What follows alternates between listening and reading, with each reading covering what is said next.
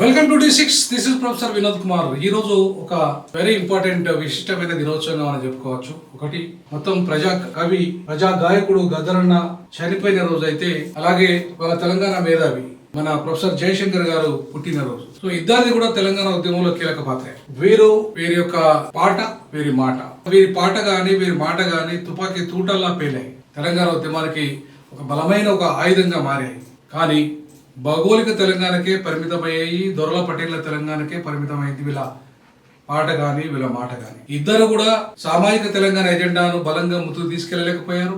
సామాజిక తెలంగాణ సాధన లక్ష్యంగా ప్రకటించలేకపోయారు. అందుకే ఇద్దరికి వాళ్ళ గుర్తింపు రావచ్చు కాక, అట్లే తెలంగాణ ఉద్యమంలో గద్దర్ గారి పేరు మీద అవార్డ్స్ రావచ్చు కాక, పెట్టచ్చు కాక, బట్ ఆంధ్ర వాళ్ళకి అవార్డ్స్ మొత్తం ఇచ్చారు.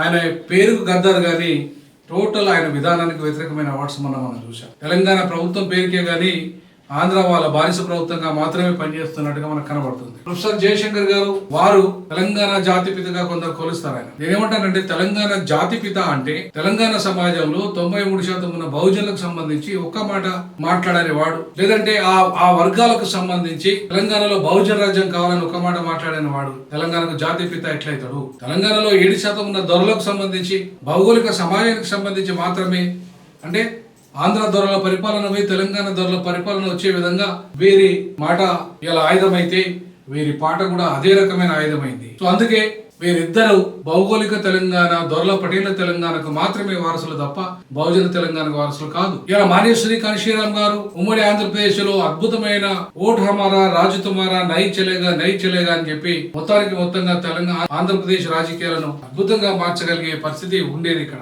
ఉత్తర భారతదేశంలో ఆయన నినాదం మొత్తం భారతదేశ రాజకీయాలే మార్చడం కాకుండా, దేశంలోని అతిపెద్ద రాష్ట్రమైన ఉత్తరప్రదేశ్ లో 25 కోట్ల జనాభా ఉన్న ప్రాంతంలో బ్రాహ్మణులు అగ్రవర్ణాలు అత్యధికంగా ఉన్న హైందవ ఆధిపత్య రాష్ట్రంలో అధికారాన్ని 4 సార్లు సాధించి ప్రపంచ రికార్డు సాధించిన ఘనత మానేశ్వరి కాశీరామ్ గారిది. అంత 3.5 కోట్ల జనాభా ఉన్న దగ్గర ఇవాళ తెలంగాణలో బహుజనుల అధికారం రాలేని పరిస్థితి, బీసీలు ముఖ్యమంత్రి కాలేని పరిస్థితి, ఎస్సీ ఎస్టీలు కాలేని పరిస్థితి, మైనార్టీలు కాలేని పరిస్థితి, మహిళలు కాలేని పరిస్థితి ఉత్తరప్రదేశ్లో సాధ్యమైంది. ఇవాళ తెలంగాణలో సాధ్యం కాకుండా పోయింది. అంటే ఇంత చిన్న జనాభాలో కాకుండా పోయిందంటే కారణము వీరి పాట, వీరి మాట బలమైన బహుజన ఆయుధాన్ని మాత్రం సంధించలేకపోయిందనేది చరిత్ర చెప్తున్న సత్యం. సో కాబట్టి తెలంగాణలో రెడ్ల రాజ్యం వచ్చింది. దాకా వెలమల రాజ్యం ఉండే, వాళ్ళు 5% ఉన్నారు, వీళ్ళు 5% ఉన్నారు. వీళ్ళ రాజ్యం వచ్చింది తప్ప 56% ఉన్న బహుజనుల బీసీల రాజ్యం గాని, 25% దగ్గర ఉన్న దళితుల రాజ్యం గాని, 10-12% ఉన్న ఆ మైనార్టీల రాజ్యం గాని, ఎస్టీల రాజ్యం గాని రాలేదు. కేవలం దొరలు పటేళ్ల రాజ్యం వచ్చింది. వీళ్ళ పాట, వీళ్ళ మాట దొర. నేను అనేక సందర్భాలలో, ముఖ్యంగా 2001లో నేను ప్రొఫెసర్ జయశంకర్ గారితో వరంగల్లో ఒక సమావేశంలో, అక్కడే నేను లైబ్రరీగా జాబ్ చేస్తున్న క్రమంలో ఉద్యోగుల సమావేశంలో ప్రొఫెసర్ జయశంకర్ గారిని 3 ప్రశ్నలు వేయడం జరిగింది. భూమి లేని మా సమాజానికి నీళ్లు వస్తే ఎవరికి పోవాలి? నీళ్లు, నిధులు, నియామకాలు. మాకు భూమే లేదు, ఆ నీళ్ళు వస్తే ఎవరికి పోవాలి సార్? మొదటి ప్రశ్న వేయడం జరిగింది. సో భూమి లేని సమాజానికి నీళ్లు రావడం వల్ల ఎవరి భూములలోకి ఆ నీళ్లు పోవాలి?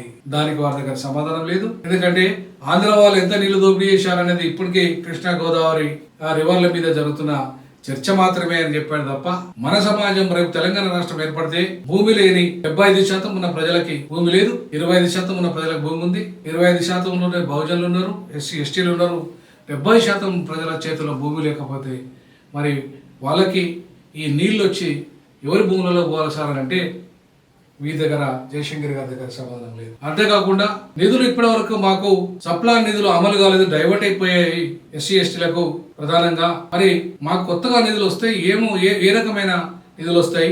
సపరేట్ గా దళితులకు బడ్జెట్ ఉంటుందా? బీసీలకు సపరేట్ బడ్జెట్ ఉంటుందా?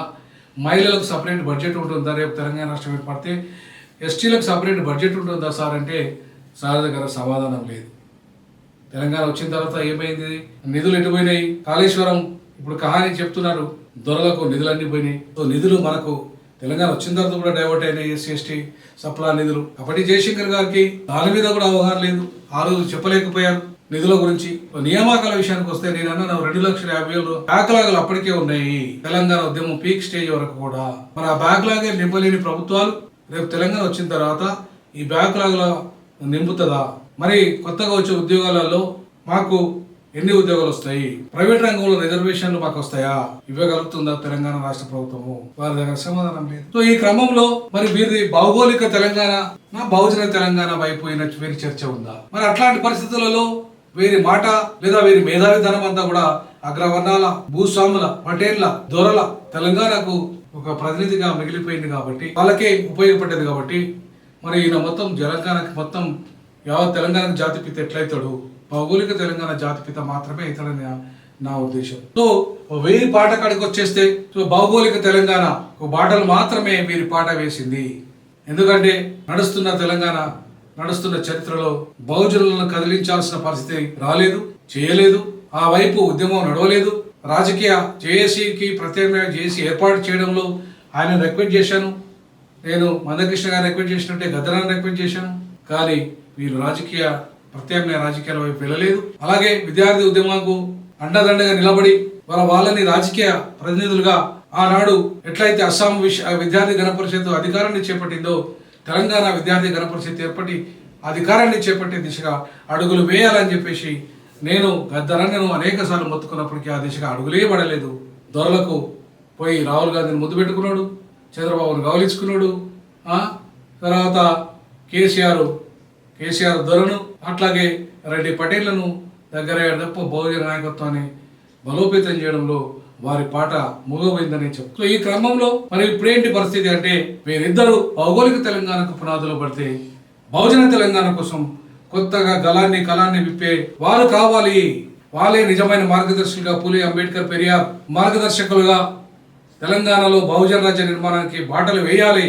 సో కాబట్టి ఆ దిశగా ఇప్పుడున్న కొత్త తరం, నవతరం, ఇవాళ యువతరం ముందుకు రావాలి. బహుజనుల నాయకత్వం నుండి ఒక పాట, ఒక మాట బయటికి రావాలి. ఆ బయటికి వచ్చి బహుజన రాజ్యం వైపు అడుగులు పడాలి తెలంగాణలో. ఆ దిశగా వీరి నుండి ఒక మాట, వీరి నుండి పాట, ఆయుధాన్ని బహుజన సమాజ నిర్మాణం వైపు తీసుకెళ్లాలని నేను కొత్త తరానికి విజ్ఞప్తి చేస్తా ఉన్నాను, నవతరానికి విజ్ఞప్తి చేస్తా ఉన్నాను. ఆ దిశగా వీరు భౌగోళిక తెలంగాణకు బాటలు వేస్తే, వీరి మాట పాట బహుజన తెలంగాణకు బాటలు, మాటలు, పాటలు, కళాలు, గలాలు విప్పాల్సిన పరిస్థితి ఉంది.